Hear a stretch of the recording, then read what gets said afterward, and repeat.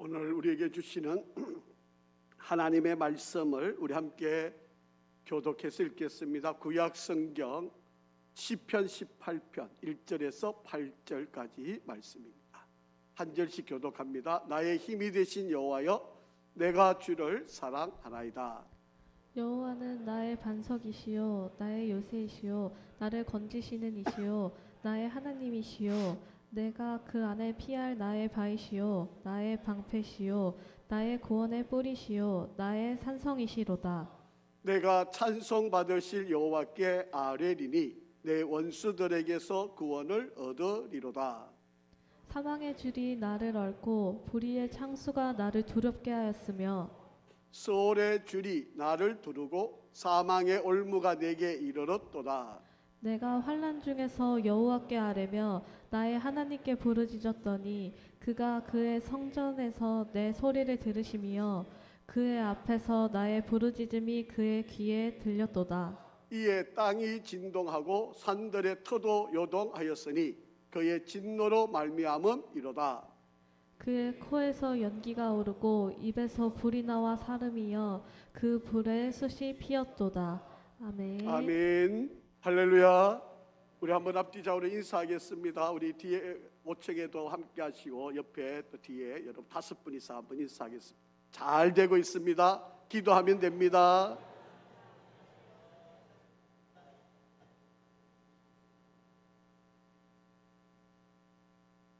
시국이 지금 매우 어수선한데 또 여러분 우리가 이 나라를 위해서 특별히 기도 많이 해주시고 또 지도자들을 위해서 하나님의 은혜가 이 나라가 정말 어려움을 위기를 잘 극복할 수 있도록 기도해 주시기 바랍니다. 오늘은 시편 18편에 있는 말씀입니다. 1절부터 50절 전체의 구절인데 여러분 오늘 말씀을 듣고 또 성경에 또 말씀의 내용을 요약을 해놨으니까 집에 돌아가셔서 시편 18편 1절부터 50절을 다 읽어보시면서 오늘 말씀을 한번 되새겨보시고 그리고 주보에 기록되어 있는 말씀을 한번 살펴보시면서 또 여러분 한 주간 또 이 은혜의 길을 또 믿음의 길을 또 말씀으로 잘 이겨가는 지혜가 있기를 간절히 바랍니다. 오늘 제목을 제가 이렇게 잡았습니다. 우리는 우리의 안전기지가 되어주시는 하나님, 그런 의미를 가지고 말씀을 함께 생각을 하려고 합니다. 2025년도에 우리나라의 가장 큰 숙제 또 과제, 우리나라가 극복을 해야 되는 가장 어려운 일이 있다면 그것이 무엇일까요? 제가 설교를 준비할 때만 해도 사실 지금 정치적으로 이런 일이 일어나리라고는 전혀 생각을 하지를 못했었는데 우리나라의 지금 2025년도에 가장 큰 어려움 가운데 한 가지 바로 그것은 저출산의 문제입니다. 지금 세계에서 대한민국을 인구 소멸 제1호 국가 그렇게 지금 예상을 하고 있는 나라가 되어버렸습니다. 저출산으로 말미암아서 지구상에서 가장 먼저 사라질 나라 가운데 제일 첫 번째 대상이 되는 나라가 대한민국이다. 그렇게 지금 예상을 하고 있습니다. 이 저출산의 문제의 심각성을 알고 나라에서도 지금까지 자그마치 280조 원을 투입을 하고 했는데도 20년 동안에 오히려 반토막이 나는, 바로 출산율이 반토막이 나는 바로 그런 일이 이루어졌습니다. 지금 추정사항입니다. 아직 발표가 되지는 않았는데 2024년도 출산율이 0.7%다 그렇게 이야기합니다. 다시 말하면 남녀 103, 남녀 200명이 결혼을 해서 70명의 아이만 태어났다라고 하는 이야기죠. 그러니까 앞으로 나라가 이대로 가면 여러분 2050년도만 지나가도 우리 인구가 급격하게 줄어드는 바로 그런 나라가 되어진다라고 하는 이야기. 왜 우리가 이렇게 아이를 낳지를 않을 걸까? 여러 가지 이유가 있을 겁니다. 아이를 기르는 게 너무 힘들고 너무 어렵고 그래서 우리가 아이를 기르는 것이 힘들다. 그래서 아이를 안 낳으려고 한다. 뭐 이런 이야기부터 시작해서 뭐 말하려면 엄청 많은 이유들을 설명을 할 수 있을 것입니다. 영국의 심리학자 가운데 존 볼비라고 하는 사람이 있습니다. 이 사람이 수용소에서 태어나거나 혹은 타가소 그리고 고아원에서 성장한 아이를 다른 아이들과 한번 비교를 해봤습니다. 이 수용소나 고아원, 엄마 아버지의 품을 떠나서 이렇게 타가소에서 자란 아이들하고 부모 곁에서 자란 아이들하고 이 아이들이 인격적으로 또 사람들과 친밀감 그리고 인간관계들이 어떻게 형성이 되는지를 조사를 해봤는데 4살 이전에 부모로부터 떨어져 있는 그런 아이들이 이 요양소에서 5개월부터 2년 정도 자랐던 아이들, 이런 아이들이 커서 7살부터 12살이 되었을 때 이 아이들의 인격과 분석을 해본 거예요. 자, 그런데 이들을 추적해서 관찰을 해보니까 부모 곁에서 자란 아이하고 이렇게 떨어져서 자란 아이가 훨씬 이 떨어져서 자란 아이들이 거칠더라는 거예요. 그리고 주도성도 떨어지고 너무 쉽게 흥분을 많이 하더라라고 하는 이야기입니다. 이것을 가리켜서 애착 본능이다라고 하는 거예요. 누구나 아이들은 아니 뭐 어른들도 마찬가지예요. 우리가 태어나서 살아가는 날 동안에 우리는 누구에게나 좀 이렇게 기대고 싶고 좀 의지하고 싶고 누군가에게 내가 좀 이렇게 매달려서 이렇게 살아가고 싶어하는 본능을 다 가지고 있다라고 하는 것. 그런데 유독이 부모로부터 떨어져서 자란 아이들이 가만히 보니까 이 애착 결핍 본능이 나타나게 되더라라고 하는 이야기입니다. 이 애착이라고 하는 이 말은요, 달라붙다, 접착하다라고 하는 뜻을 가지고 있는 이야기입니다. 다시 말하면 아이가 부모에게 정서적으로 달라붙는 행동, 이거를 애착이라고 그렇게 이야기를 합니다. 부모와 이 아이들이 애착 관계가 잘 되어 있으면 성격이나 신체적, 인지적, 정서적, 사회적, 신앙적인 발달에 매우 큰 영향력을 주게 되고 그것이 잘 자라서 인격적으로 아주 모남이 없이 세상을 잘 살아가게 된다라고 하는 것입니다. 여러분, 아이들을 기르는데 부모 입장에서 그냥 먹을 거, 신체적으로 필요한 것만 잘 먹인다고 이 아이들이 잘 자라고 우리가 보기에 정말 아름답고 복된 아이로 자라는 거냐? 그렇지 않다는 거예요. 그걸로만은 안 된다는 거예요. 그런데 많은 부모들은 내 아이들한테 먹을 것만 제대로 해주면 그게 뭐 불평이 되느냐? 원망이 내가 그거 먹을 거 입을 거 다 해주는데 공부 다 시켜주는데 뭐가 불만이냐? 이렇게 이야기하지만 아이들은 그렇지가 않아요. 그걸로만 아이들이 만족할 수 있는 것이 아니다라고 합니다.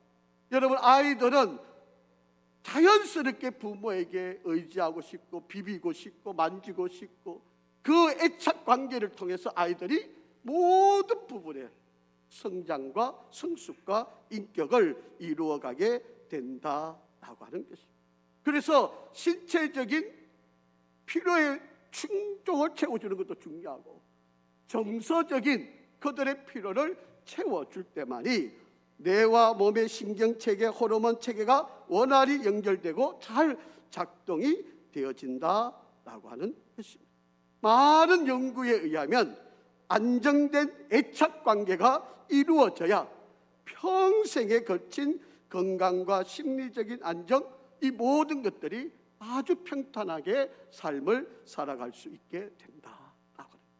여러분, 이렇게 우리가 아이들과 부모의 관계에도 애착관계가 이렇게 중요한데 하나님과 우리의 관계의 애착, 그래서 하나님 애착이라고 하는 것을 연구한 분이 계세요. 리 컴팩트릭이라고 하는 분이 인간이 하나님의 형상을 가지고 창조가 되었는데 인간도 하나님과의 이 애착관계가 매우 중요하다는 거죠. 그래서 하나님과 인간 사이에 이 애착관계를 어떻게 이루어가느냐에 따라서 그 사람의 신앙적인 모든 면에서 아주 다른 특별한 모습을 가지게 된다라고 하는 것입니다.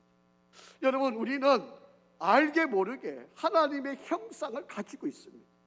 그렇기 때문에 우리가 하나님께 의지하고 하나님께 기대고 하나님의 보호를 받고 싶은 본능을 우리는 당연히 가지고 있다라고 하는 것입니다. 그래서 하나님을 절대적으로 의존하는 존재가 나이다라고 하는 것을 인정해야 되고, 돌보시는 하나님의 은혜를 사모할 수밖에 없는 것이고, 하나님의 명령에 순종하는 바로 그런 관계를 잘 이룰 때 하나님과 나 사이에 안정된 애착 관계가 형성이 되어진다. 그러면 하나님이 나의 안정기지, 내가 정말 피하고 싶을 때, 내가 숨고 싶을 때, 내가 정말 기대고 싶을 때 하나님이 안정기지가 되어주셔서 내가 그 품에 언제든지 가서 달려가서 품고 쉬고 그 사랑을 누릴 수 있는 바로 그런 관계가 되어질 수 있다라고. 여러분, 아이들한테 먹을 것만 주고 돈만 벌어주는 부모가 되어서는 안 됩니다.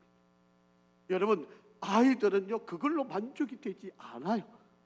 아이들은 어머니 아버지와 함께 뒹굴고 싶고요, 같이 시간을 보내어주고 같이 놀아주고 함께 있어주는 시간이 필요해요. 마찬가지고 하나님과 우리의 관계도 마찬가지. 오늘 이 시편 18편은요 다윗이라고 하는 사람이 80평생을 살아오면서 하나님이 내게 어떤 분이었고 내가 그 하나님을 어떻게 의지했는지를 자세하게 1절부터 50절까지 기록을 해놨습니다. 그래서 여러분 집에 가셔서 꼭 한번 이 시편 18편을 다시 한번 꼭 읽어보시기를 바랍니다. 여러분, 다윗이 하나님을 어떻게 표현하는지 한번 잘 보세요. 2절. 자, 2절 좀 큰 소리로 한번 읽어볼까요? 시작. 여호와는 나의 반석이시요 나의 요새시요 나를 건지시는 이시요 나의 하나님이시요 내가 그 안에 피할 나의 바위시요 나의 방패시요 나의 구원의 뿌리시요 나의 산성이시로다. 아멘. 다윗은 하나님이 나의 안정기지로서 8가지를 이렇게 표현을 하고 있는 그런 고백자입니다. 여러분, 시편 23편에도 다윗이 1절 2절 이렇게 고백하지 않습니까? 여호와는 나의 목자시니 내게 부족함이 없으리로다. 그는 나를 푸른 풀밭에 누이시며 쉴만한 물가로 인도하시는 도다. 아멘. 여러분, 하나님과 다윗의 관계는 뗄래야 뗄 수 없는, 그의 인생 가운데 하나님 빼놓고는 이야기할 수 없는 바로 그런 존재가 하나님이었다라고 하는 이야기입니다. 그가 힘들 때, 그가 어려울 때, 그가 괴로울 때, 그가 정말 비참할 때 하나님을 자기의 인생의 안정기지로 삼고 언제든지 그 하나님께 달려가도 우리 하나님은 그를 품으시고 안으시고 지키시고 보호하시고 그가 원하는 것들을 다 이루어 주셨던 분이 하나님이십니다. 여러분, 2025년도 우리의 삶에 정말 힘들고 어려운 순간들이 찾아오신다면 여러분, 안정기지가 되시는 하나님께 달려가시고 그에게 품에 안겨 쉼을 누리시고 회복의 은혜가 함께 하시기를 주의 이름으로 축복합니다.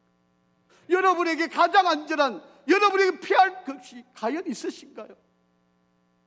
여러분, 정말 내가 힘들고 내 마음이 무너지는 것 같을 때 정말 여러분이 달려가고 싶은 곳이 있으신가요? 자, 오늘 다윗은 이 하나님을 어떻게 신뢰하고 있는지 한번 살펴보려고 합니다. 여러분, 일본의 정신과 의사 가운데 오카다 다카시라고 하는 분이 있습니다. 이분이 쓰신 책 가운데 애착 수업이라고 하는 책이 있습니다. 애착 관계를 잘 이루려면 4가지가 필요하다.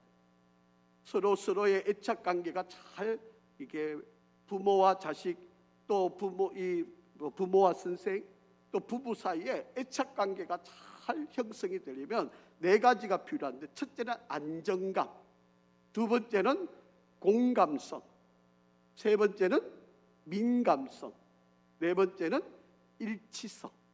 이 4가지가 필요하다. 자, 여기에 맞춰서 제가 좀 오늘 말씀을 좀 드리려고 합니다. 자, 여러분, 함께 있어도 상처를 받지 않고 정말 믿음을 줄 수 있는 그런 존재가 필요합니다. 여러분, 이 안정감을 누리기 위해서 딱 두 가지가 필요한데요. 그 첫 번째는 내가 정말 의지하려고 싶은 그분이 가까이에 있어야 돼요. 여러분, 내가 정말 힘들 때 바로 찾아갈 수 있는 그런 존재가 있어야 되는 거 아닙니까? 내가 정말 힘든데 그 사람이 저 멀리 있어가지고 기다리려면 몇 달을 기다려야 되고 만나려면 며칠을 기다려야 된다면 그거는 애착관계의 현성을 이루기가 어렵다라고 하는 거예요.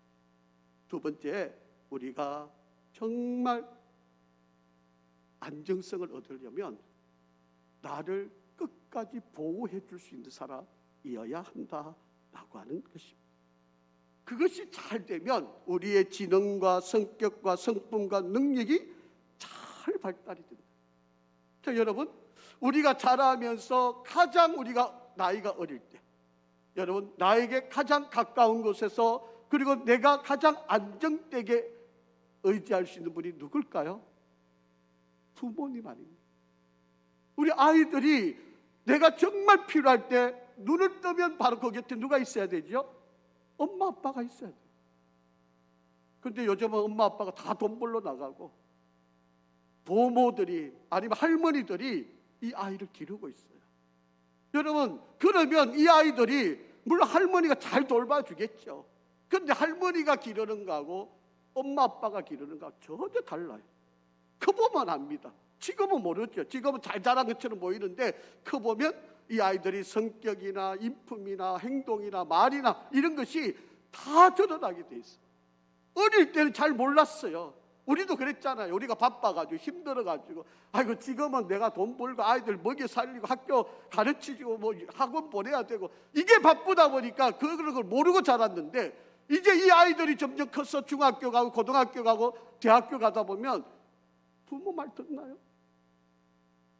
부모들은 더 좋은 길 가고 바른 길로 인도하는데 이 아이들은 안 들어요. 왜? 정작 그 아이가 필요할 때는 안 계셨잖아요. 안 들어주었잖아요.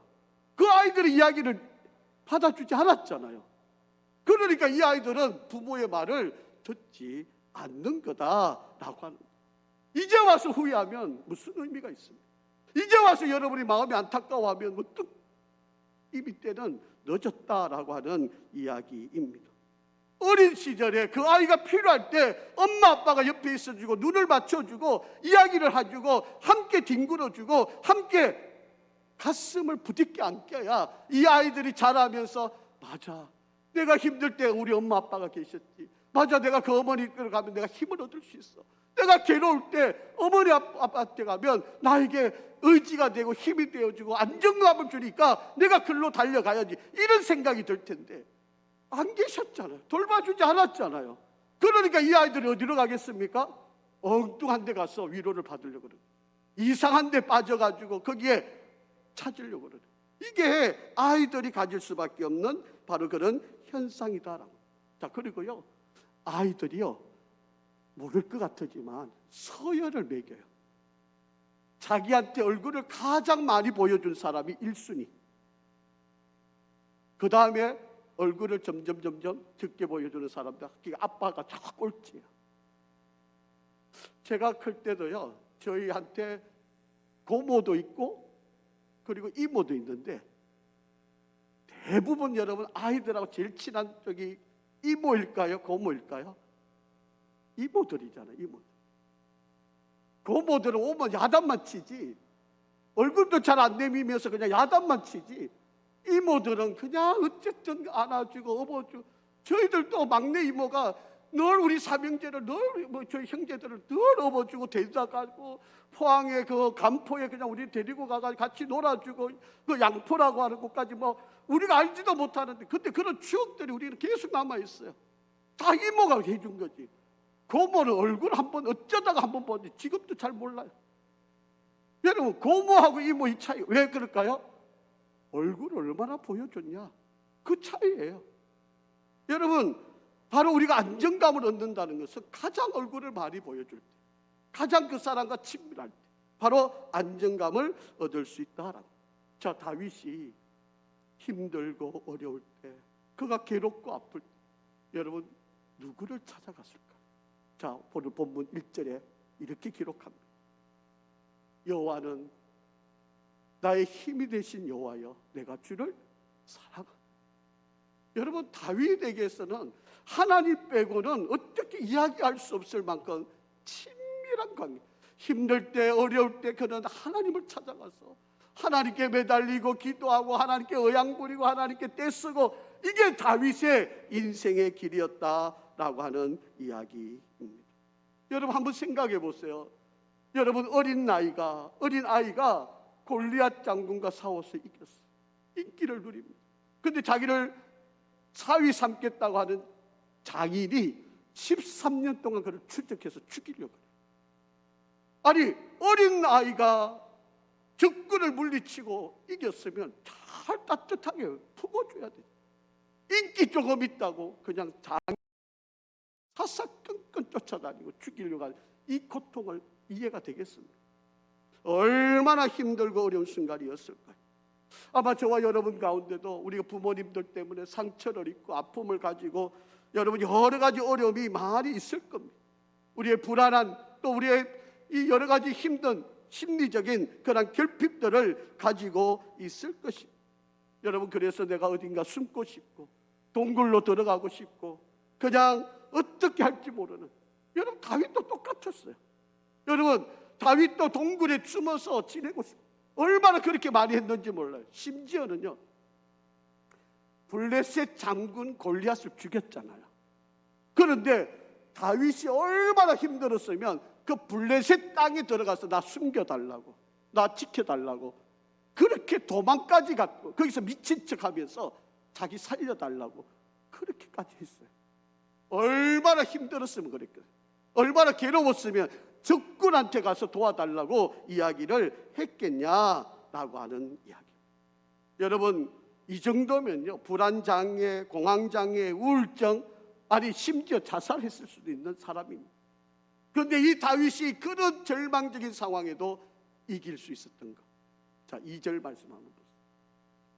2절 시작. 여호와는 나의 반석이시요 나의 요새시요 나를 건지시는 이시요 나의 하나님이시요 내가 그 안에 피할 나의 바위시요 나의 방패시요 나의 구원의 뿌리시요 나의 산성이시로다.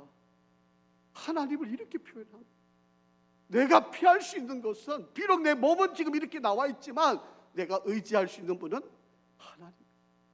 내가 하나님께 가기만 하면 하나님 나를 보호하시고 지키시고 하나님이 나를 인도하신다.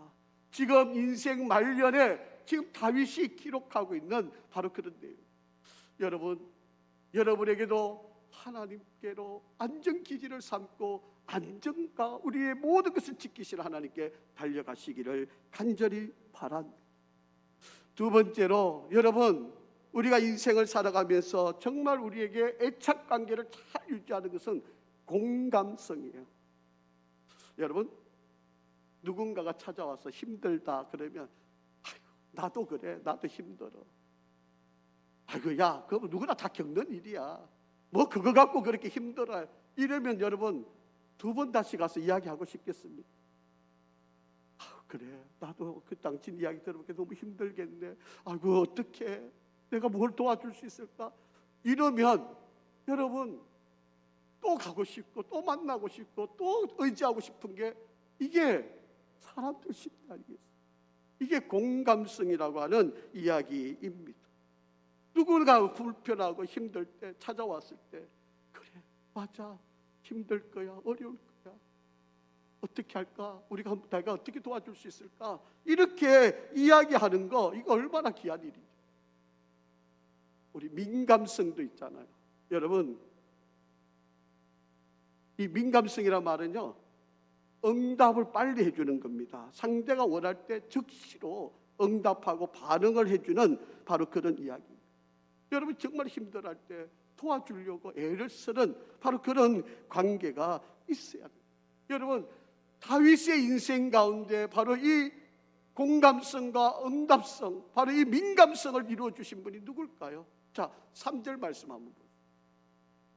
시작. 내가 찬송 받으실 여호와께 아뢰리니 내 원수들에게서 뭐 하신다? 구원을 얻게 하여 주신다. 내가 하나님께 달려가서 하나님 나 힘듭니다. 내가 저 사람 때문에 너무 괴롭습니다. 아버지 하나님 나 너무 지금 괴롭고 고통스러워요. 하나님께 가서 막 부르짖으니까 하나님이 어떻게 해요? 구원해 주셨다잖아요. 여러분 정말 내가 애착관계가 바르고 좋은 사람에게 가서 내가 이렇습니다. 나 이렇게 괴롭습니다. 나 이렇게 힘듭니다. 하면 즉각적으로 반응을 보여주시는 분이 하나님이에요. 이렇게 좋은 하나님이 우리 곁에 계신데 왜 자꾸 엉뚱한 방법, 엉뚱한 데 가서 그 일을 이루어 가시느냐라고 하는 것입니다. 자, 4절 5절도 한번 보겠습니다. 4절 5절 사망의 줄이 나를 얽고 불의의 창수가 나를 두렵게 하였으며 소울의 줄이 나를 두르고 사망의 올무가 내게 이르렀도다. 그러니까 너무 지금 이 다윗이 너무 힘든 거예요. 그러니까 누구에게 달려가는 거예요? 하나님께로 달려가는 거예요. 하나님께 부르짖는 거예요. 자, 6절 말씀 보세요. 내가 환난 중에서 여호와께 뭐 했다고요?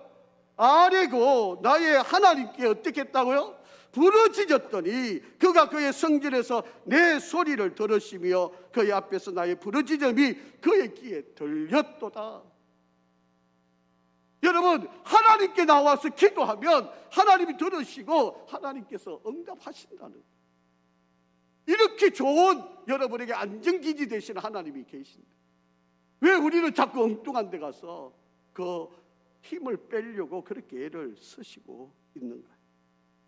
하나님을 의지하여 인생의 갖가지 문제들을 여러분 잘 해결하고 이겨나갈 수 있기를 간절히 바랍니다. 아마도 여러분 가운데 육신의 질병이 여러분의 답이 되어서 지금 힘겨워하고 계시는 분이 있을지 모릅니다. 어떤 분은 아마 과거의 실패 때문에 힘겨워하고 계신 분이 있을 거예요. 어떤 분은 내가 끊고 싶은데도 안 되는 나쁜 습관 때문에 이것이 나를 가로막아서 내가 지금 운신을 못하고 있는 그런 분들도 계실 겁니다. 아마 어떤 분들은 정신적인 질환 아니면 관계의 어려움, 물질적인 어려움, 자식의 문제 이런 것들로 여러분 힘겨워하고 있는 분이 계실 거예요. 여러분 앞에 어떠한 답이 있을지라도 여러분에게 안정기지 되시는 하나님께 달려가셔서 하나님께 하소연하세요. 하나님께 기도하세요. 하나님께 매달리세요. 하나님께 외치세요. 부르짖으세요. 그러면 하나님이 다 들어주시고 하나님께서 가장 선하고 옳은 길로 여러분을 인도해 주시겠다 말씀하고 계십니다. 자, 본문인데 한번 읽어볼까요? 32절부터 36절입니다. 이 하나님이 힘으로 내게 띠를 띄우시고 내 길을 완전하게 하시고 나의 발을 암사슴 같게 하시고 나를 나의 높은 곳에 세우시고 내 손을 가르쳐 싸우게 하시니 내 팔이 노팔을 당기도다. 또 주께서 주의 구원하는 방패를 내게 주시며 주의 오른손이 나를 붙들고 주의 온유함이 나를 크게 하셨나이다. 내 걸음을 넓게 하셨고 나를 실족하지 않게 하셨나이다. 아멘. 하나님이 나의 안정기지가 되어 주시겠다잖아요. 하나님이 내 편을 되어서 너 편을 서서 내가 끝까지 함께 하겠다고 하시잖아요. 그림 한번 보실까요? 여러분 수도선부라고 하는 말이 있습니다. 썰물이 빠져나가고 나면 배가 맨바닥에 남아있어요. 아무리 노를 전들 이 배가 움직이겠습니까? 그런데 이 배가 움직이려면 민물이 밀려옵니다. 자연스럽게 이 배는 내가 원하는 곳으로 갈 수 있어요. 여러분 물이 불어나면 큰 배도 저절로 움직이게 되고 목적지를 향해 갈 수 있게 된다. 여러분 바로 하나님께 의지하며 하나님께서 나를 인도하셔서 이끌어 가신다라고 합니다. 자, 그 다음에 네 번째 일관성이라고 이야기를 했습니다. 여러분 아이들이 애착 결핍증이 생기는 이유 중에는 부모가 일관성이 없어서 그래요. 여러분 이럴 때 이렇게 하고 저럴 때 저래 하면 아이들은 어머니 말 아버지 말을 신뢰할 수 있을까요? 안 돼요. 신뢰가 안 돼요. 아이들이 얼마나 영악한지 모릅니다. 아이들한테 안 되는 건 안 되는 거고, 이거는 꼭 해야만 되는 거고, 이거를 분명하게 가르쳐야 돼요. 어릴 때부터 안 가르쳐 놓으면요, 이게 이제 넝구렁이가 돼가지고 조금 이제 눈치를 보고 모든 일을 해요, 애들이. 그게 다 여러분 제 발등 찍는 거예요. 좀 어려워도 힘들어도 안 되는 건 안 되는 거예요. 여러분, 아이들한테 안 되는 걸 가르쳐야 돼요. 그런데 그냥 오냐 그냥 애들 그냥 뭐 얼레고 달래가지고 뭐를 일을 만들려고 자꾸 이랬다 저랬다 하니까 아이들이 안 듣는 거예요. 안 되는 거예요. 그러면 아이들을 좋게 만드는 게 아니고 망하게 가는 길을 가게 만든다라고 하는 게, 아이들한테요 예측 가능하게 해줘야 돼요. 어떤 일이 일어나면 이거는 엄마 아빠가 이거 분명히 안 되는 일이야. 그러면 아이들이 빨리 뭐 할까요? 포기를 해요. 이건 안 돼. 그러면 다른 방법을 찾아가는 거죠. 그런데 요렇게 알랑거리면 아이고 그래 요렇게 하면 그래 그 아이 좋게 만드는 거 아니에요. 아이를 망치는 거예요. 결코 그거 아이를 유익하게 만드는 일이 아니다라. 여러분, 정말 아이를 잘 키우려면 일관성이 있어요. 하나님도 그래요. 우리 하나님은요 절대로 싫어하는 게 뭔지 아세요? 죄를 싫어해요. 여러분, 다윗이 밧세바를 범하잖아요. 그래서 아이가 태어나잖아요. 하나님이 이 아이를 살려달라고 하나님께 금식하고 침상의 요가 습도로 하나님께 회개하고 제발 이 아이 살려달라고 기도하잖아요. 그런데 하나님이 이 아이 살렸을까요? 죽였을까요? 죽이셨어요. 왜? 죄로 인한 아이잖아요. 그러니까 하나님이 살려둘 수 없는 거예요. 그래서 하나님은 다윗의 마음이 아프겠지만 하나님은 그 아이를 죽이셨어요. 죄가 얼마나 무서운지 다윗은 너무 잘 알게 된 거예요. 하나님은 죄를 철저하게 미워하시는 분이시다라고 하는 것입니다. 여러분, 세상 것은요 다 변하게 되어 있어요. 그런데 우리 하나님은 언제나 어디서나 동일하신 분이시다라고 하는 것입니다. 여러분, 세상은 사람 따라서 환경 따라서 변하지만 우리 하나님은 언제나 영원토록 변함없이 동일하신 분이 우리 하나님이십니다. 여러분, 세상은 공부 못한다고 싫어하고 옷 못 입었다고 싫어하고 돈 없다고 싫어하고 잘 못생겼다고 싫어하고 실패했다고 싫어하고 다 그러잖아요. 그런데 우리 하나님은 그런데 아랑곳하지 않고 우리를 귀하게 여기시고 소중하게 여기시는 분. 여러분, 다윗이요 어릴 때 얼마나 상처를 많이 입었는지 혹시 여러분 아실는지 모르겠어요. 다윗의 집에 아버지가 이새라고 하는 분인데 아들이 8명이 있었어요. 그런데 하나님이 사울 왕이 하나님 앞에 죄를 범했기 때문에 그를 폐하기로 작정을 하셨고 이새의 집에 그 중에 아들 하나를 내가 왕으로 삼겠다고 사무엘을 이새 집에 보냈어요. 그래서 아버지를 만나가 이새를 만나가지고 당신의 집에 있는 아들을 다 데리고 나와라 이렇게 이야기했어요. 그러면 아버지가 몇 명 사무엘 앞에 세웠을까요? 아들이 8명이 있어요. 그 중에 7명만 내세워요. 말제가 되는 다윗은 부르지도 않았어요. 여러분, 목동에 양을 치고 있던 아들 7명, 첫째부터 7째까지 아들을 불러가지고 목욕 제게하고 예쁜 옷 입고 향수 다 뿌리고 그래가지고 사무엘 앞에 7명을 따라리 세워놨어요. 사울이 봐도 첫 번째가 너무 잘생겼어요. 야, 이 사람 하면 왕이 잘 되겠다. 기름 부으려는데 하나님 아니다. 둘째, 첫째만큼 잘생겼어요. 그래서 기름 부으려니까 하나님이 아니래요. 그래서 7명까지 다 왕을 세우려고 그랬는데 하나님이 아니래요. 그래서 사무엘이 묻습니다. 다른 아이는 없냐? 말제가 있는데 그 아이는 아닙니다. 아버지 눈에 이 말제라고 하는 말은 막내라고 뜻도 있는데 좀 모자라는 아이란 뜻이 있어요. 아버지 눈에도 이 다윗은요 좀 모자라고 이거는 왕감이 아니에요. 아버지도 그렇게 아예 데리고 오지도 않았어요. 그런데 사무엘이 데리고 오라 그러니까 이 양과 뒹굴고 있다 보니까 온몸에 똥냄새 그냥 막 이 양을 치다 보니까 그냥 온몸이 다 더러. 근데 하나님이 그 위에 머리를 기름 부으시고 그를 왕으로 삼으셨다. 아버지로부터 이런 상처를 입고 자란 아이가 다윗이에요. 자라면서 얼마나 이 아이가 힘들었겠어요. 감정적으로 얼마나 상처를 입고 자랐겠어요. 그런데 이 다윗이 그 상처를 극복할 수 있는 힘이 어디서 나왔을까요? 하나님을 의지하니까, 하나님을 신뢰하니까, 하나님을 바라고 있으니까 정말 그 힘들. 아니, 어린아이가 전쟁터에 나가서 적군을 물리쳤어요. 그래서 이 사울 왕이 이 아이를 자기 사위로 삼았어요.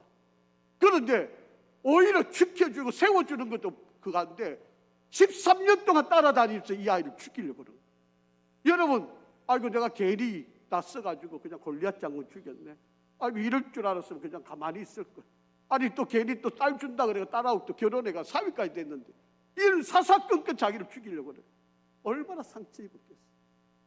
이것뿐인가요? 압살롬이라고 하는 아들이 반역을 일으켜요. 아버지 죽이려고 그래. 쫓아내요. 왕위로부터 끌어내려요. 그래가지고 자기가 왕이 되고 아버지를 쫓아내요. 믿었던 장군들이 배신을 해가지고 압살롬 편 들고 다윗을 다 몰아내요. 이런 상처를 입었어요. 여러분, 두고두고 얼마나 남을 힘들게 할 수 있는 마음이겠어요. 그런데 이 마음을 극복할 수 있었던 게 뭐였을까요? 하나님을 신뢰하는, 하나님을 안정기지 삼아서 괴로울 때마다, 힘들 때마다, 어려울 때마다, 좌절하고 죽고 싶은 심정이 들 때마다 누구에게 달려가요? 하나님께로 달려가는. 하나님, 나 이렇습니다. 나 못 살겠습니다. 나 죽고 싶습니다. 하나님, 나 어떻게 좀 해주세요. 하나님께 매달리고 하나님께 의지하고 하나님께 부르짖고 하나님께 기도하니까 하나님이 그를 80평생을 지키시고 그를 이끄시고 도우시고 함께해 주셨다라고 하는. 자, 50절 말씀 한번 보세요. 시작. 여호와께서 그 왕에게 큰 구원을 주시며 기름 부음 받은 자에게 인자를 베푸시며 영원토록 다윗과 그 후손에게로다. 아멘. 자, 여러분 한번 보세요. 여호와께서 그 왕이 누군가요? 다윗이잖아요. 다윗에게 큰 구원도 주시고 기름 부음 받은 자가 누구예요? 다윗이잖아요. 다윗에게 인자를 베푸셨고 이 다윗 때문에 영원토록 다윗과 그 자손들에게, 그 후손들에게 하나님께서 복을 주시고 왕위가 끊어지지 않는 축복을 그에게 주셨다. 누구 때문에요? 다윗 때문에요. 다윗이 하나님을 전적으로 신뢰하고 하나님께 안전기지로 삼고 하나님께 어려울 때마다 힘들 때마다 달려갔어요. 하나님께서 그를 이렇게 지키셨다라고 하는 거예요. 사랑하는 성도 여러분, 때로는 실수할 수 있습니다. 범죄할 수도 있습니다.